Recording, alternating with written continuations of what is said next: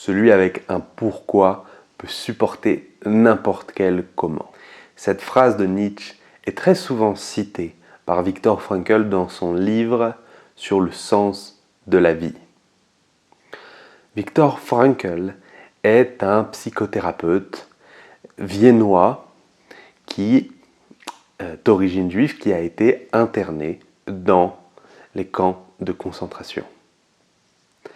Il a donc dû traverser une des épreuves les plus horribles qu'on puisse imaginer.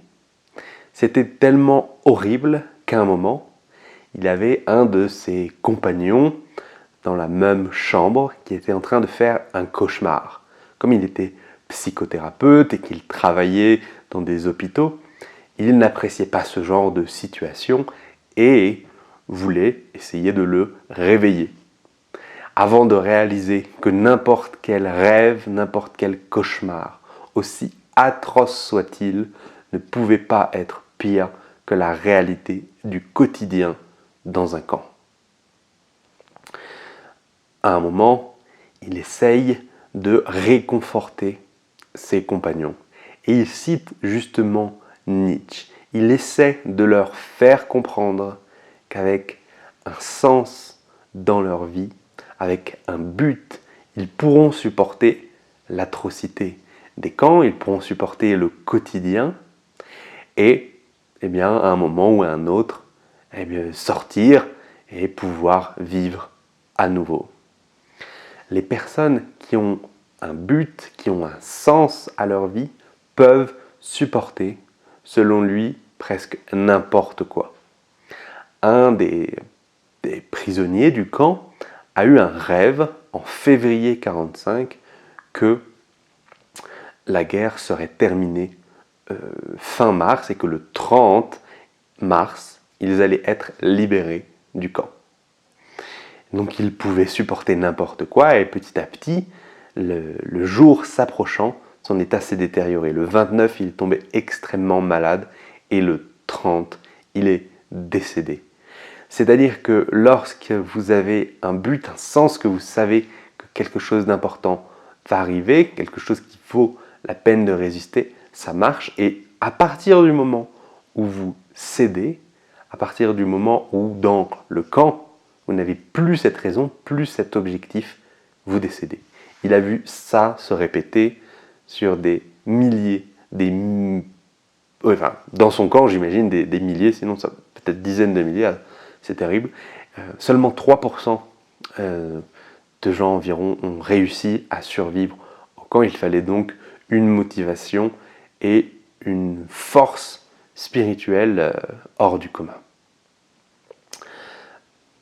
Donc, pour l'auteur, Viktor Frankl, il y a 3 manières d'avoir un sens à sa vie. Les 3 principales manières sont d'avoir un pouvoir créateur, un objectif créateur. C'est pour ça que les artistes ou alors les écrivains peuvent avoir une raison de vivre parce qu'ils ont un produit à laisser, ils ont une œuvre à terminer. La deuxième raison, c'est d'aimer quelqu'un. Lorsque l'on aime quelqu'un, on est indispensable à cette personne et dans ce cas, on a une raison de vivre parce que cette personne ne pourrait pas continuer dans la vie sans nous. Ces 2 exemples, il les a transmis à des compagnons prisonniers pour essayer de les motiver. Un était un écrivain autrichien, comme l'auteur, qui devait terminer son livre et donc ça l'a aidé à survivre. Je ne sais pas si jusqu'à la fin, mais en moins plus longtemps. La deuxième personne, extrêmement déprimée, avait un fils dans un autre pays européen. Et ce fils, n'avait qu'un seul père.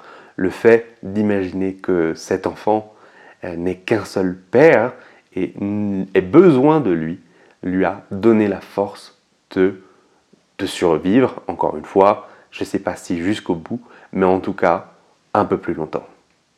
La troisième manière de donner un sens à sa vie, et peut-être la plus inhabituelle, la plus difficile à vraiment comprendre, c'est d'accepter sa souffrance. Le fait d'accepter sa souffrance, le fait de peut-être pas la glorifier, mais en tout cas d'en prendre 100% la responsabilité et de vivre avec cette souffrance peut, eh bien, en soi être suffisant.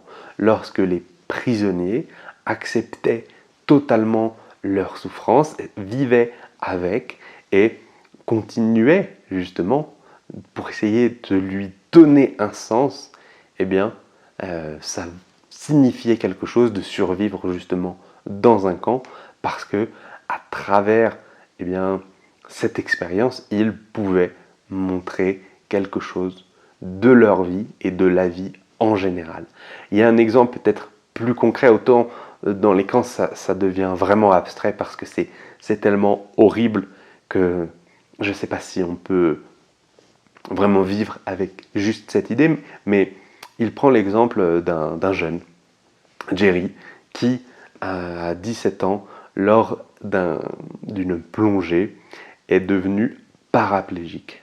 Il peut à peine écrire, il a même du mal à entendre, il a un fauteuil roulant, un ordinateur un peu comme Stephen Hawking, et justement, comme lui, il est allé à l'université, il va à l'université, et il dit que justement, il a un sens à sa vie, d'essayer de vivre malgré toutes ces difficultés, essayer de donner 100% de son potentiel.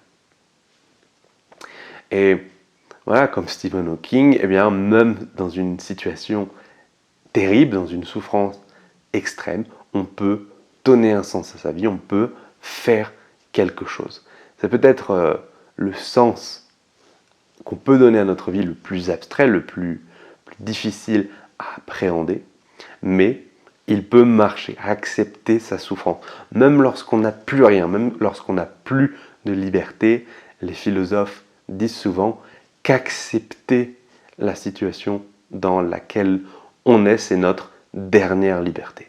Vous n'avez aucune liberté lorsque vous êtes dans un camp, mais vous pouvez accepter d'y être, essayer de donner quand même un sens à votre vie et pouvoir justement supporter la souffrance. D'une manière générale, donner un sens à sa vie, ça veut dire s'oublier soi-même. C'est pour ça que les trois exemples, les trois manières de Viktor Frankl pour donner un sens à sa vie, eh bien, impliquent de ne pas penser à soi en premier. Lorsqu'on pense à l'amour comme moyen de donner un sens à sa vie, c'est assez évident. C'est dans l'amour qu'on donne à l'autre personne, à sa famille, qu'on peut s'oublier soi-même et justement être plus heureux et probablement moins penser à son petit être, moins penser à ce vide existentiel qui, aujourd'hui, consomme de plus en plus les sociétés modernes et même les sociétés occidentales. Lorsque l'on crée une œuvre, lorsque l'on crée quelque chose, on est aussi dans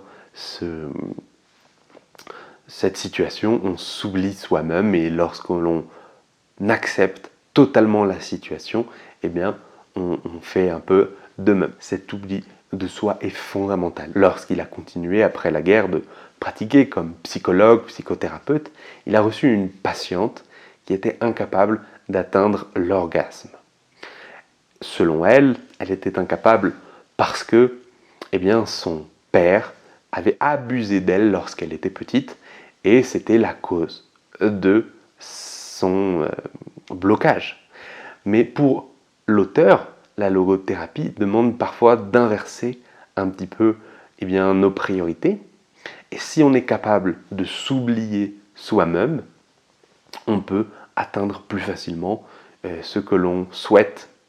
Si on désire trop quelque chose, on va être incapable de l'atteindre. Donc, à partir du moment où elle s'est oubliée soi-même, et où elle s'est plus intéressée au plaisir de son partenaire, elle a enfin pu prendre du plaisir au lit.